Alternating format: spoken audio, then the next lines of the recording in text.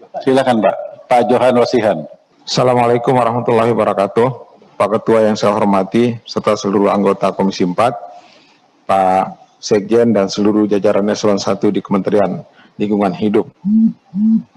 Yang pertama, secara umum, saya ingin menyoroti bahwa adanya tumpukan anggaran di dua dirjen, yaitu di Dirjen PDASHL dan KSDAE, yang kalau saya total itu adalah 4,2 triliun, artinya 52,8% dari keseluruhan kementerian itu. Ya, hanya ada di dua dirjen ini, padahal kita tahu bahwa Kementerian LHK ini ada 13 eselon 1, ya. Litbang cuma 317 miliar, Perhutanan Sosial dan Kemitraan Lingkungan hanya 348 miliar. Padahal kalau kita lihat bahwa persoalan-persoalan kita itu seperti illegal logging, darurat sampah dan lain sebagainya itu tersebar di beberapa dirjen penting yang pengalokasian anggarannya kurang. Saya coba memahami apa yang Pak Sekjen sampaikan tadi itu dengan pola kerja baru, tetapi tetap saja itu akan memiliki birokrasi yang sangat rumit. Penempatan, kita membaca sederhana saja, membaca sederhananya dengan penempatan anggaran di dua dirjen ini, maka bisa disimpulkan sementara tanpa dijelaskan itu bahwa tidak terjadi keseimbangan anggaran. Nah, sehingga kami menjadi sulit mengerti bagaimana arah pembangunan atau pengelolaan lingkungan hidup dan kehutanan itu di kementerian ini. Mohon penjelasan atas hal itu. Yang berikutnya,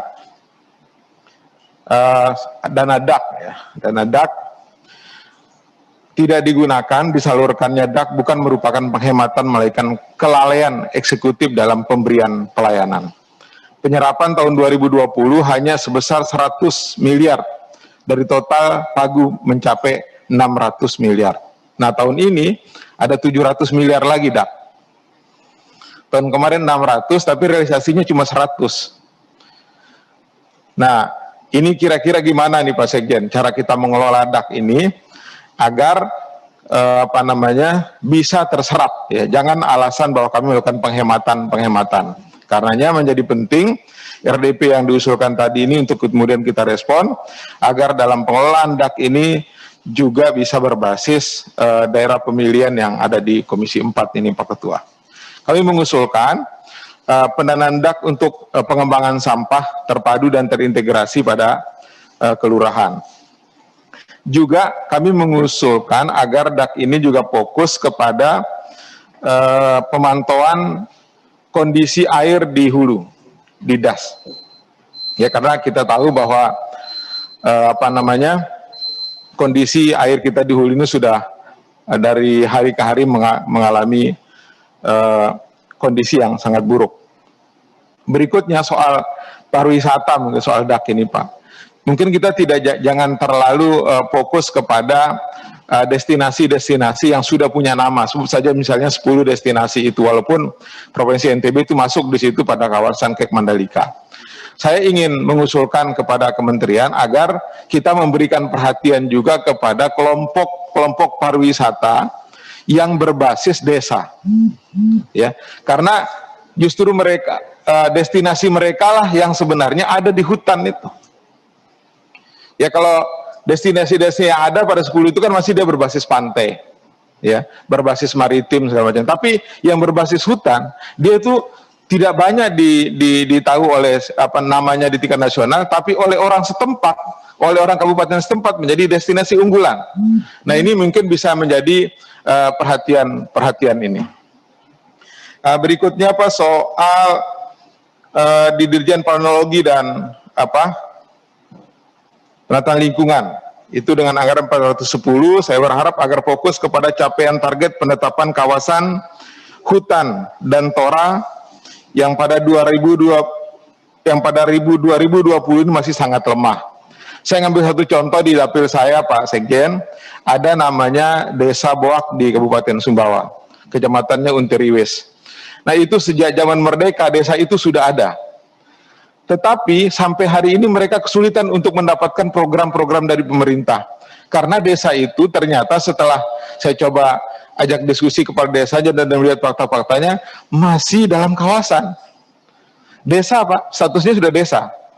Masih di dalam kawasan. Nah, saya berharap agar dalam kesempatan pertama misalnya pembagian nanti di tahun 2020 ini bisa menjadi objek agar mereka memiliki status tanah desa yang jelas, sehingga nanti ketika kita memberikan dana desa atau apa segala macam itu bisa mendapat perkembangan. Yang berikutnya, saya kemarin Pak bertemu dengan semua KPH yang ada di Kabupaten Sumbawa dan Sumbawa Barat. Ya, hasil diskusi sudah saya sampaikan ke Pak Sekjen, ke Bu Menteri juga. Salah satu aspirasi mereka adalah agar kebijakan penyerahan pembiayaan tenaga bakti Rimbawan kepada Pemda dapat ditinjau kembali. Karena kemampuan keuangan daerah itu sangat, pertama kemampuan keuangan daerahnya kurang bagus, yang kedua adalah tenaga mereka itu sangat dibutuhkan untuk dukungan teknis maupun administrasi, ya, karena tenaga kehutanan kita kan masih, kalau di semua itu masih 1:2000 hektar Pak. Berikutnya DAK itu agar difokuskan kepada fasilitas pengamanan hutan, ya misalnya untuk mobil, dan mereka mengusulkan supaya ada mes di masing-masing KPH Pak. Karena rata-rata kepala KPH itu dia tinggalnya di ibu kota kabupaten.